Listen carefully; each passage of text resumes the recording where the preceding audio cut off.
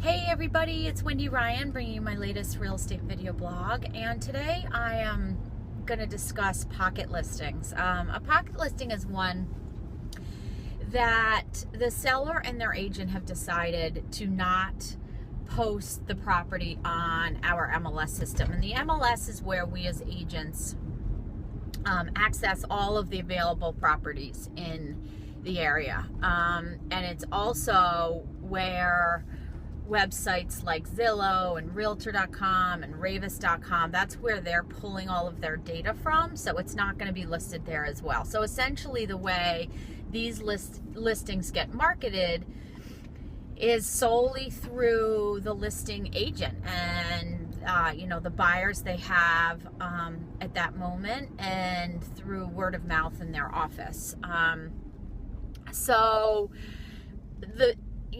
There's pluses and minuses to doing it. I think the biggest downside is that you're only getting in front of a very, very small group that is going to know about it, versus hundreds of thousands of people, essentially. You can kind of compare it to an auction. If there's 3 people at an auction versus 300, the 300 people are likely going to be driving up the price of the item that they're bidding on, versus if there are only 3 people there. So if you kind of equate it in those same terms, very likely you're going to sell your house for less if you go the pocket listing route, mainly because of the demand. So that's kind of the most obvious reason. Now, I'm not going to, if a buyer comes to me, or a seller comes to me and says, this is the way I want to sell it. I really just want to keep it in a house. I'm very concerned about privacy.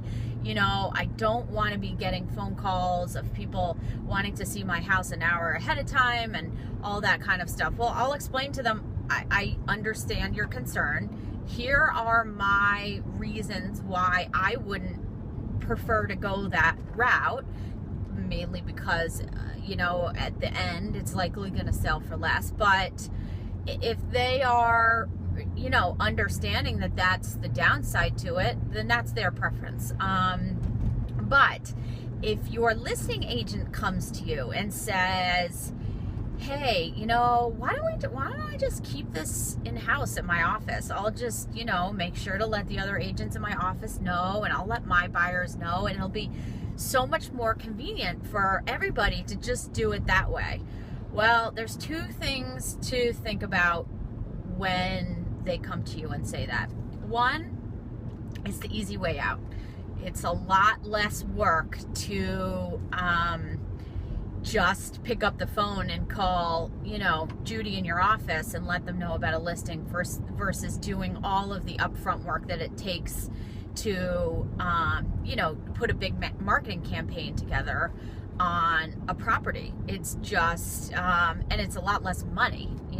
We as agents very often are paying out of our pocket to send out postcards and put ads in papers, et cetera, et cetera. So, make sure that that's not the motivation there, if they recommend that. And then the other piece is they may want to do it because if they have a buyer, they want to get both sides of the deal. If they bring the buyer and there's an agreed upon, if there's agreed upon price and terms, then they're making double the amount of money, because they're getting the whole commission. So you really need to be a little bit skeptical if an agent's the one that comes to you and recommends to keep it in-house, because I just would be concerned as to what their overall motivation is for why they recommend that you do it that way. So just keep those things in mind. I know a lot of people have thought it is, why wouldn't I go that way? It just seems so much more less invasive and less time consuming to do it that way.